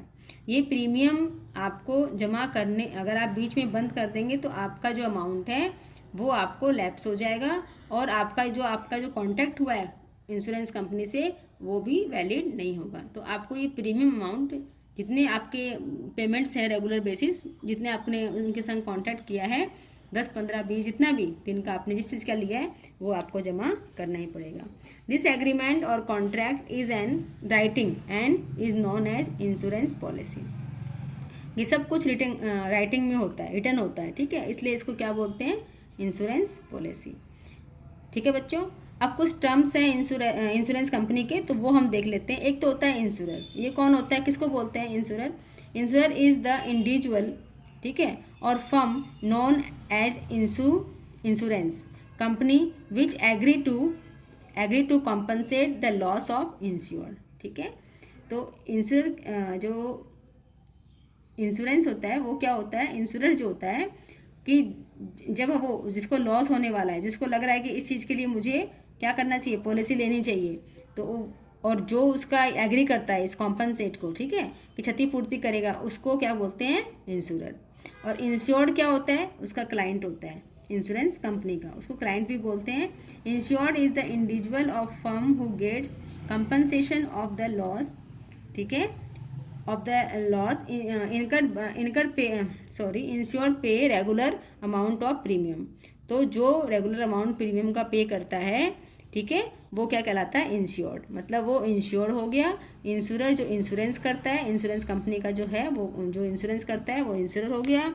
और इंश्योर्ड क्या हो गया बच्चों, जिसने बीमा लिया है, ठीक है। और इंश्योरेंस पॉलिसी जो रिटर्न में आपने साइन किया है, कॉन्ट्रैक्ट हुआ है, उसको बोलते हैं इंश्योरेंस पॉलिसी। प्रीमियम क्या है इसमें, प्रीमियम वो है एक फ़िक्स अमाउंट हम जमा करते हैं रेगुलर बेसिस पे, उसको प्रीमियम बोलते हैं। इसके बेसिस पे हमको बेनिफिट मिलता है अगर इन फ्यूचर कोई अनसर्टेन घटना हो जाती है, ठीक है। फिर है happening of event, it refers to the subject matter of policy or the kind of losses covered under the policy. जैसे कि क्या होगा, इन फायर इंश्योरेंस, आपने फायर इंश्योरेंस करवा रखा है, ले रखा है contract, the loss is compensated only if it is due to fire. देखो बच्चों, अगर आपने फायर इंश्योरेंस करवा रखा है और आपके गोदाम में आपका कोई सामान है डिस्ट्रॉय हो गया है ड्यू टू फायर, तभी आप उसके लिए क्लेम कर सकते हैं, अदरवाइज आप क्लेम नहीं कर सकते। ठीक है। प्रीमियम क्या है? It refers to an amount paid quarterly, half yearly or annually by the insured to insurer for getting compensation at the time of loss. आपको जब ये कुछ होगा, घटना कुछ घटेगी, मतलब दुर्घटना जब घटेगी, तभी आपको क्या मिलेगा? उसकी क्षतिपूर्ति करेगा कौन? Insurance company. ठीक है। तो प्रीमियम का वर्ड समझ लिया। हैपनिंग ऑफ द इवेंट मतलब कुछ आपके संग मिस हैपनिंग हो रही है तो उसके लिए। ठीक है। और इंश्योरर समझ लिया, इंश्योर्ड समझ लिया, प्रीमियम समझ लिया। अब जो ये इंश्योरेंस कंपनी है, ठीक है, इसके क्या क्या फंक्शन है, क्या क्या काम ये करती है। फर्स्ट है प्रोवाइडिंग सर्टेनिटी। ठीक है। अब किसी भी चीज़ की जो है अनिश्चितता है हमारे जीवन में, कुछ भी कब क्या घटे पता नहीं। ठीक है। तो कुछ चीज़ें ऐसी हैं जिससे क्या, अगर हमारा जीवन जो है वो चल रहा है, ठीक है, लेकिन कुछ बाधाएं ऐसी आ गई हैं जिससे हमारा जीवन क्या हो रहा है? डिस्टर्ब हो रहा है। तो उसके लिए हम ये पॉलिसियाँ लेते हैं ताकि हम उन सब से बच सकें और आगे अपना जीवन स्मूथली बिता सकें। ठीक है बच्चों। तो इसमें क्या लिखा है? Insurance provide certainty of payment for the risk of loss. There are uncertainty of happening of time and amount of loss. क्या लॉस होगा, कितना होगा, किस समय होगा, इसकी कोई गारंटी नहीं होती है। हम उसके लिए निश्चित नहीं है कि कब होगा, अनसर्टेन है हम लोग। ठीक है। Insurance removes this uncertainties and the assured receives payment of loss. ठीक है। The insurer charge premium for providing the certainty. मैंने पहले ही बोला, ऐसे तो कोई भी कोई काम नहीं करे, क्योंकि नाम ही है बिजनेस सर्विसेज। वो आपको सर्विस प्रोवाइड कर रहे हैं तो कुछ चार्ज तो करेंगे ही करेंगे। तो ये सारी जो सुविधाएं दे रहे हैं वो कौन? Insurance company. तो उसका वो क्या करते हैं? प्रीमियम के माध्यम से एक चार्ज लेते हैं। ठीक है। Protection.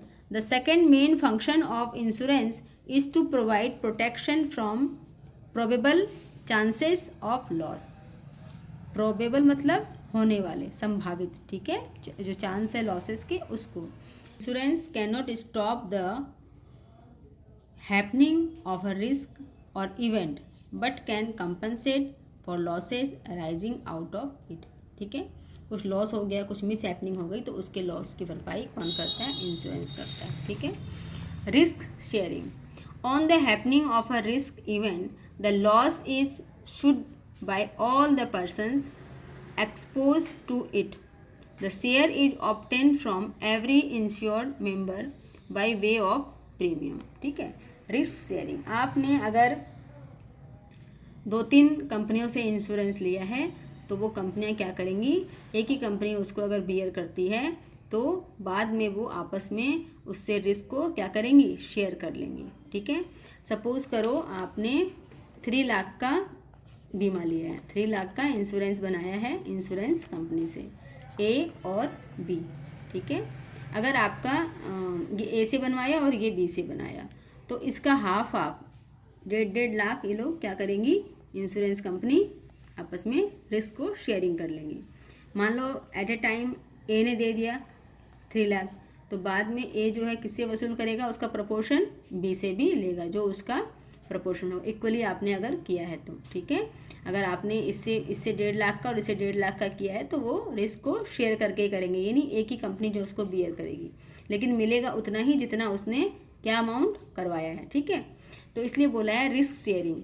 On the happening of a risk event, ठीक है, the loss is shared by all the persons expose to it.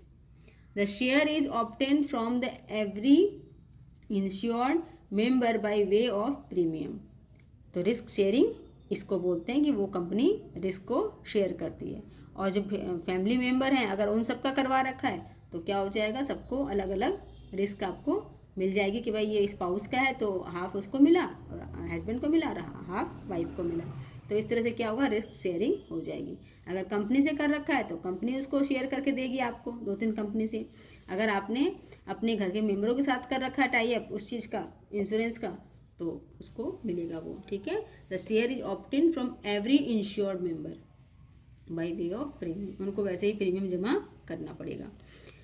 Assets in capital formation, the accumulated funds of the insurer received by way of premium payments made by the insured are invested in various income generating schemes. आपका जो premium, आपका और हमारा, जब हम insurance करवाते हैं हम प्रीमियम देते हैं, ठीक है। तो प्रीमियम को क्या करती है कंपनी, रख लेती है अपने पास? नहीं, वो दूसरे में क्या करती है, इनकम जनरेटिंग स्कीम में उसको अप्लाई करती है।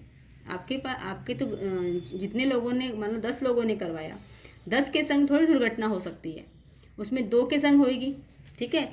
तो 2 को पेमेंट देना पड़ेगा, 2 को पेमेंट देना पड़ेगा, बाकी 8 के तो पैसे हमारे पास बचेंगे प्रीमियम के।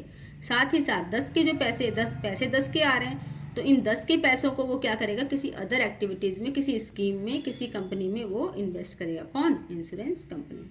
तो ये क्या है बेटा, फंक्शन है किसके, इंश्योरेंस के। एक तो प्रोवाइडिंग सर्टेनिटी, ठीक है, प्रोटेक्शन मिलता है हमको, एक ये काम है। रिस्क शेयरिंग करते हैं ये लोग, ठीक है। और एसेट्स इन कैपिटल फॉर्मेशन, तो उनकी एक कैपिटल फॉर्म्ड हो जाती है, किसकी, इंश्योरेंस कंपनी की। और उनको लॉस को बियर करने के बाद भी फ़ायदा होता है, क्योंकि मोस्टली लोग करवाते हैं, लेकिन सबकी थोड़े संग दुर्घटना तो होती नहीं है।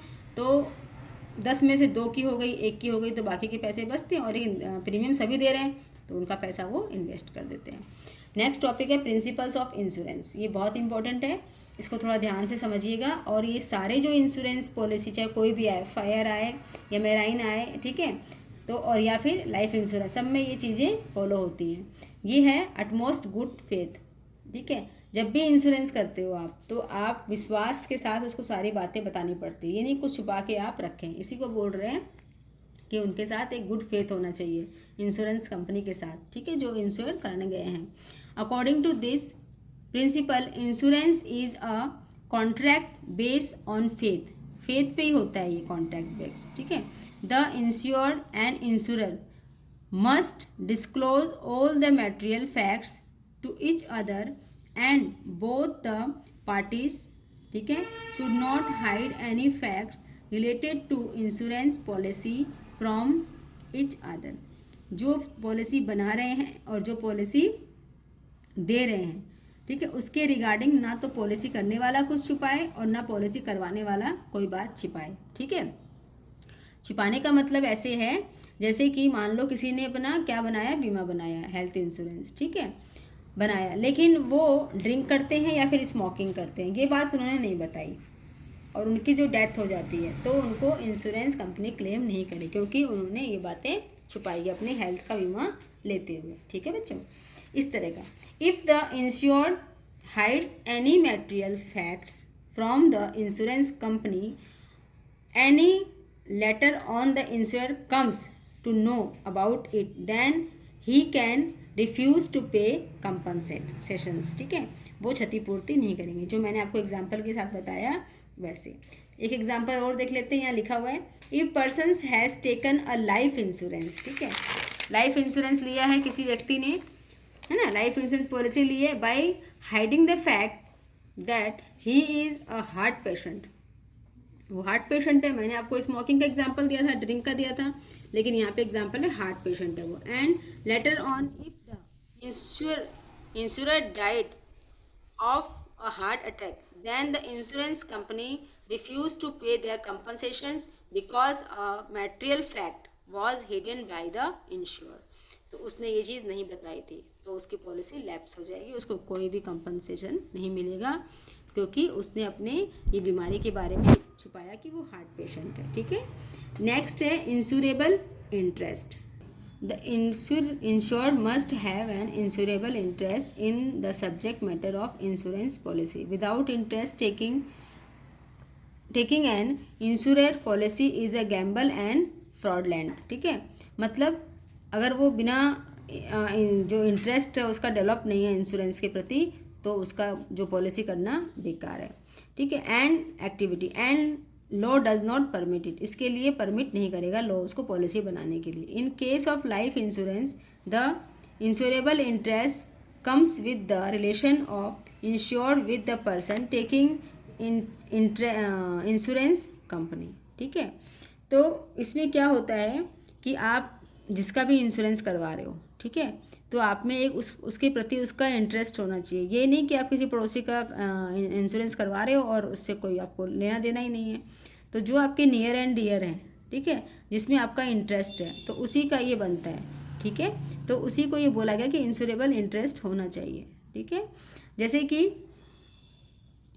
In the case of LIC the interest must be present at the time of taking the policy.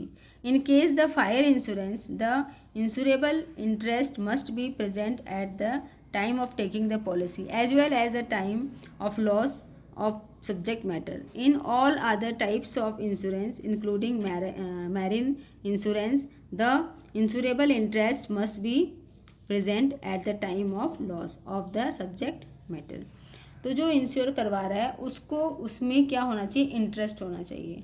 अगर मान लो फायर इंश्योरेंस करवा रहे हैं तो ये नहीं कि हमारी जो आग है वो लग गई तो लग गई और लगने दे हमें तो इंश्योरेंस से मिल जाएगा, नहीं, जितना हो सके वो उसको बचाएंगे और जो इंश्योरेंस पॉलिसी है वो उनको उतनी ही मिलेगी जितना अमाउंट उनका बनता है, लॉस का एक्चुअल लॉस जो हुआ है। ठीक है, तो बच्चों इसमें आपको जो प्रिंसिपल्स मैंने बताए हैं उसको एक बार आप गो थ्रू करें, आपकी बुक से कर लें, ये नोट्स हैं इनसे कर लें तो आपको अच्छे समझ में और अच्छे से आ जाएगा।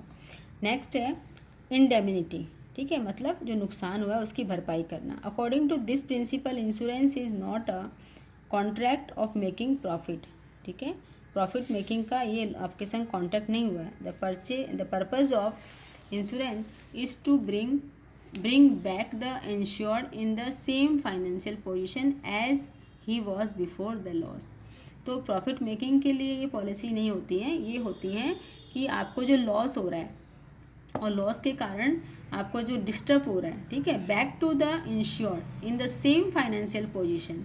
ठीक है, बिफोर लॉस जो आपकी पोजीशन थी फाइनेंशियल उसमें आपको वैसे ही आप बन जाओ, बस इतना ही इसका मोटिव होता है, ना कि प्रॉफिट मेकिंग के लिए बनाई जाती है। ठीक है, a person insured his factory for ₹2 lakh. एक फैक्ट्री है उसको 2 लाख से क्या किया उसने, इंश्योर किया अगेंस्ट फायर मतलब उसने फायर इंश्योरेंस लिया। ठीक है, कितने का, 2 लाख का।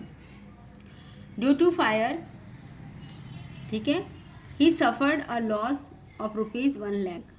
तो उसको आग में कितने रुपए का नुकसान हो गया, 1 लाख का। Then the insurance company will compensate him 1 lakh. ठीक है, 1 lakh only and not the policy amount that is 2 lakh.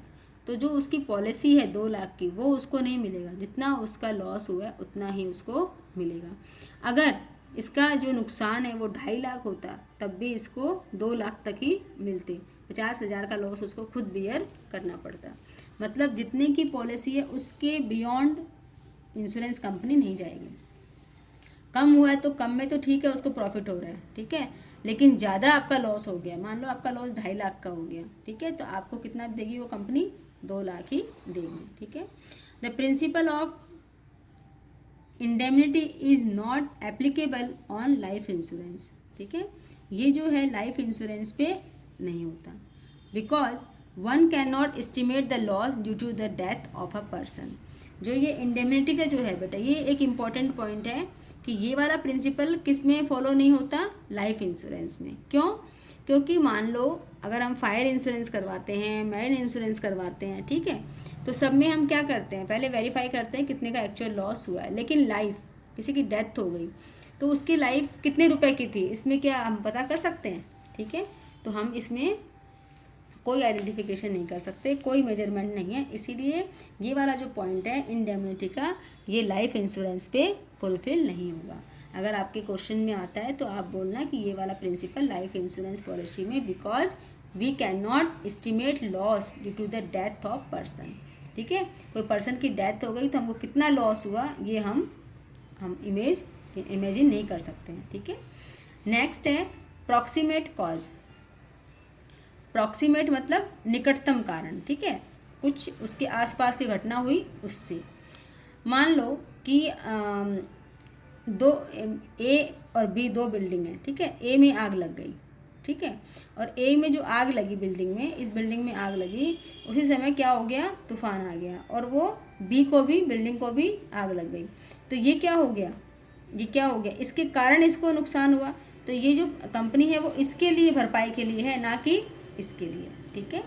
तो इसको पढ़ लेते हैं एक बार। प्रॉक्सिमेट कॉज बोला है, according to this principle the cause or reasons for the loss must be related to the subject matter of the insurance contract. जिस चीज़ का कॉन्ट्रैक्ट आपका कंपनी से हुआ है कि इस चीज़ के कारण अगर लॉस होगा तो मैं बियर करूँगा लॉस को, वही अगर लॉस होता है या उसके आसपास कुछ होता है तब वो कंपनी उसको लॉस का कंपनसेट देगी, अदरवाइज नहीं।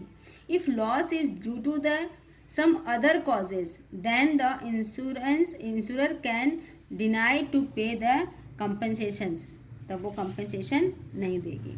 मान लो आपकी बिल्डिंग जो है वो आग का बनाया आपने, लेकिन आपका आग से नहीं हुआ, भूकंप से बिल्डिंग गिर गई, तो क्या होगा, आपको क्या होगा, कंपनसेशन कंपनी से नहीं मिलेगा, ठीक है बच्चों। इसका मतलब यही है। तो बेटे सब्रोगेशंस क्या होता है, सब्रोगेशंस ये होता है कि हमारी जो कुछ जिम्मेदारियां हैं मान लो इंश्योरेंस कंपनी की, वो दूसरे पे ट्रांसफ़र होती है। किस केस में होती है, एक बार देख लेते हैं। According to this principle after paying the compensation the insurer step into the sources of the insured, ठीक है। In other word when the insured is compensated for the loss or damage to the property insured by her or him, the right of ownership of such property passes into the insurer। देखिए इसमें example है, उसको देख लेते हैं, आपको अच्छे समझ में आ जाएगा, फिर मैं आपको और समझा दूंगी, ठीक है। If a person has taken fire insurance policy for his factory, ठीक है, क्या किया, फायर इंश्योरेंस लिया फैक्ट्री के लिए। Due to the fire he suffered a loss of rupees 1 lakh, 1 lakh का उसने लॉस किया, लॉस हो गया। And he gets the compensation for the same, उसको मिल गया।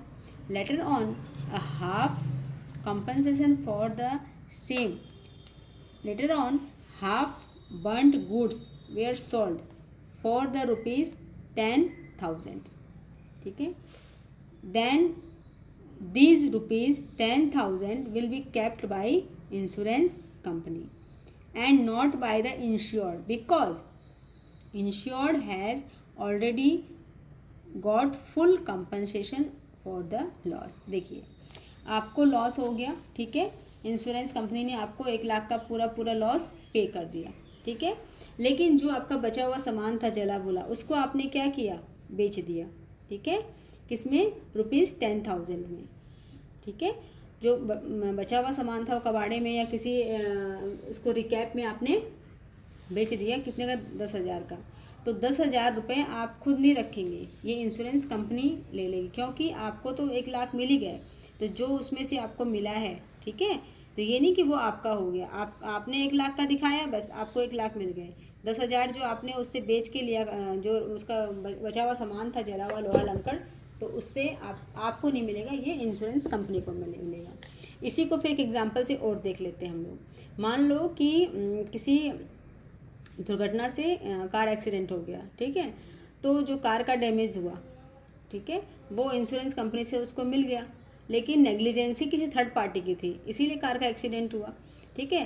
तो अब कंपनी, जो इंश्योरेंस कंपनी है, जो बंदा था उसको तो पेमेंट कर दिया पूरा, ठीक है, लेकिन ये पेमेंट वो किससे भरपाई करेगी, जो थर्ड पार्टी है, ठीक है, उससे ट्रांसफ़र करेगी। क्यों करेगी, क्योंकि वो उसकी नेग्लिजेंस से ही एक्सीडेंट हुआ है ना, और इसलिए भी करेगी क्योंकि फिर वो जो जिसका एक्सीडेंट हुआ है गाड़ी का, ठीक है, जिसका जो गाड़ी डैमेज हुई है, ठीक है, वो उस पर प्रॉफिट ना कमाए, इसलिए भी इंश्योरेंस कंपनी क्या कर, थर्ड पार्टी से इंश्योरेंस ले लेती है।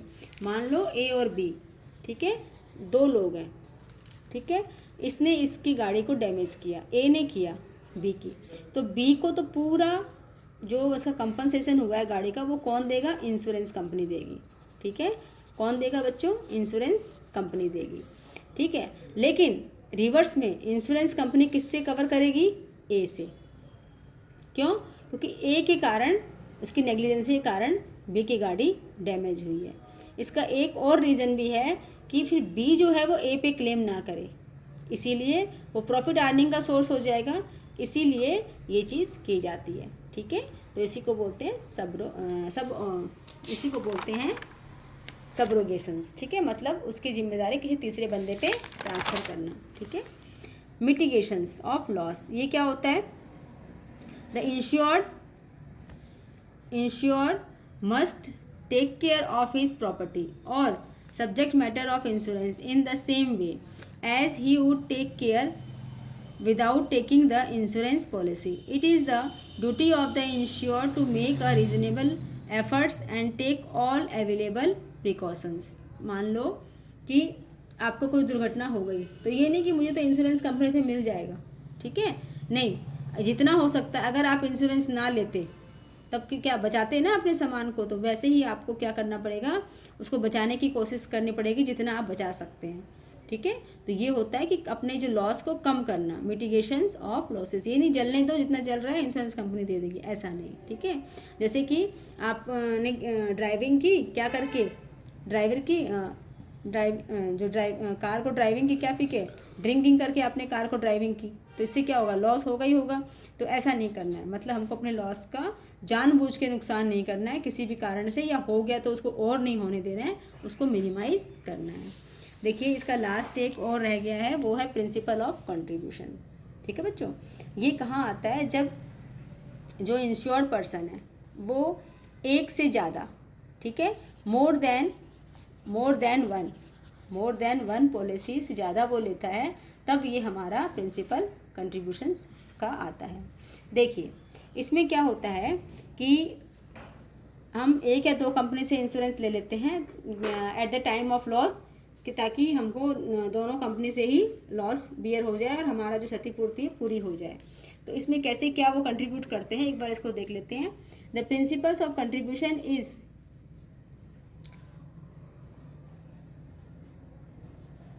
Cordially of the principle of indemnity. ठीक है, according to this principle, if a person has taken more than one insurance policy for the same subject matter, then all the insurer will contribute the amount of loss and compensate him for the actual amount of loss. Separately, he can claim total loss from each insurer. The insurer contributes to the total loss in proportions to the amount. ठीक है, क्या किया गया है, assured by H. ठीक है, secured किया गया जितना वैसा ही। जैसे एग्जांपल पे देखिए, a person get his house insured against fire, 1 lakh का फायर इंश्योरेंस उसने लिया है with insurer A and for ₹50,000 with insurer B. 2 insurance company है ए और बी, इनसे उसने क्या लिया, फायर इंश्योरेंस लिया, कितने का, 1 लाख का।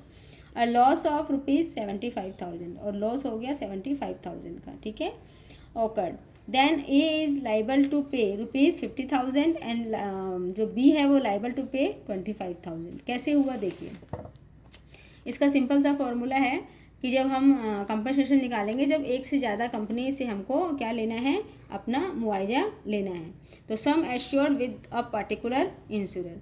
मान लो मेरा जो था ए से कितना था, 1 लाख का। ठीक है, मैंने उससे कितना लिया था, 1 लाख का लिया था। ठीक है, और लॉस कितना हुआ, एक्चुअल लॉस कितना हुआ बच्चों, उसको मल्टीप्लाई करेंगे 75,000 का। ठीक है, और टोटल सम इंश्योर्ड कितना किया था, 1.5 लाख। ठीक है, 1 लाख यहाँ पे और 50,000 दूसरी कंपनी से, टोटल मैंने किया था 1.5 लाख का इंश्योर। तो इस फिगर को ऐसे लिख देंगे और इसको छोटा करके इसको शॉर्ट करके काट के, ये 3 जीरो यहाँ कट गई, इसको काटा तो ये आया, 2 को इससे डिवाइड करेंगे तो 50,000। तो ए कितना बियर करेगा, 50,000। ऐसे हम बी का निकाल लेंगे, उसके संग कितने का था, 50,000 का था।